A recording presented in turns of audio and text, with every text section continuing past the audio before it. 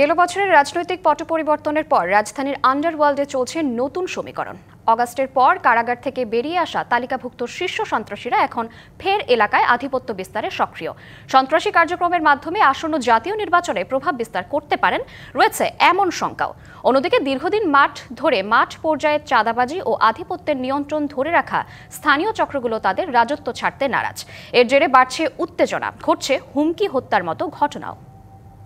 বললাম যে কালকে 12টার দিকে যদি আমার টাওয়ারের কারণের কাছে 80,000 টাকা না দেয়, আসমতের কামাল সাহেবরে আপনারা বললেন কালকে ভদ্রলোকের মতো কোন ভাই আমার ফোন দিয়ে কি করব ওতে বাকুম আপনারা।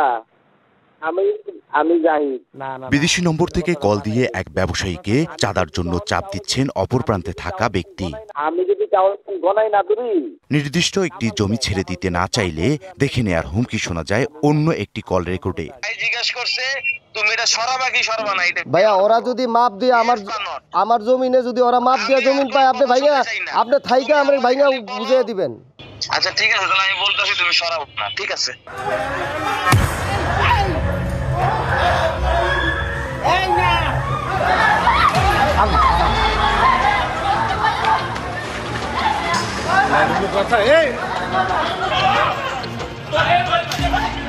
রাজনৈতিক পট পরিবর্তনের পর এমন ঘটনা ঘটছে অহরহই।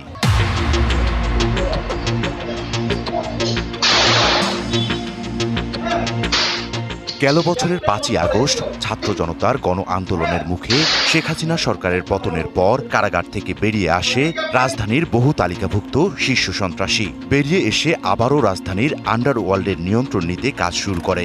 সম্প্রতি রাজধানীর বেশ কয়েকটি হত্যা ও চাঁদাবাজির ঘটনায় উঠে আসছে শীর্ষ সন্ত্রাসীদের নাম। তাদের মধ্যে আছেন সাজেদুল ইসলাম ইমন, পিচ্ছি হেলাল, কিলার আব্বাস, সুইডেন আসলাম, টিটন, ফ্রিডম রাসু, ফ্রিডম সোহেল, হাবিবুর রহমান তাজ সহ আরও বেশ কয়েকজন।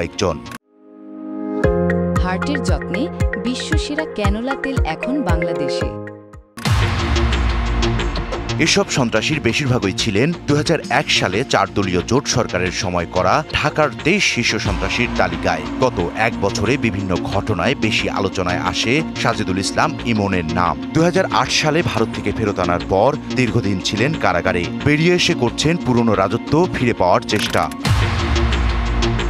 তার মতো অন্যরাও ঢাকার বিভিন্ন এলাকায় তাদের আধিপত্য ধরে রাখতে মরিয়া হয়ে উঠেছে। ইমন নিয়ন্ত্রণ করছেন নিউ মার্কেট, ধানমন্ডি ও হাজারীবাগ। পিচ্চি হেলালের নিয়ন্ত্রণে রয়েছে আদাবর, মোহাম্মদপুর ও শেরেবাংলা নগর। মিরপুর নিয়ন্ত্রণে সাদাত হোসেনের। আর কিলার আব্বাসের নিয়ন্ত্রণ কাফরুল, ভাসানটেক ও ক্যান্টনমেন্টের আশপাশের এলাকা। বিদেশে থাকা জিসানের নিয়ন্ত্রণে মতিঝিল, শাহজাহানপুর ও সবুজবাগ। আর মোল্লা মাসুদের নিয়ন্ত্রণে তেজগাঁওয়ের আবাসিক ও শিল্পাঞ্চল। এদের মধ্যে যৌথ বাহিনীর হাতে গ্রেপ্তার হয়েছেন সুব্রত বাইন। তবে তার নিয়ন্ত্রণেই রয়েছে হাতিরঝিল, ইস্কাটন ও মগবাজার।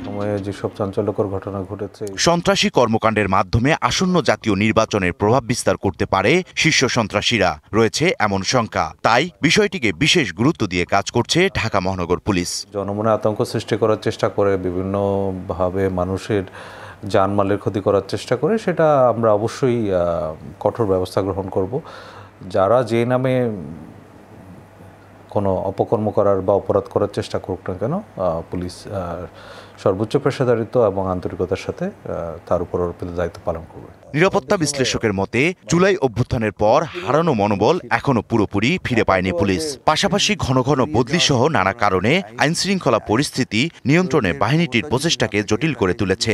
এখন থেকে নিয়ে ইলেকশন পর্যন্ত এইগুলো প্রত্যেকটা আইনশৃঙ্খলা রক্ষাকারী যেসব বাহিনীগুলোকে কাজ করার সুযোগ দিতে হবে এবং তারা যেন তাদের এলাকায় তারা নেটওয়ার্কটা গড়ে তুলতে পারে, যাতে এগুলো প্রতিরোধ করা যায়। তা নাহলে বাইরে থেকে এসে হঠাৎ করে খালি আর্মি নিয়ে আসলাম বা বিজিনি আমায় দিলাম, এতে হবে না।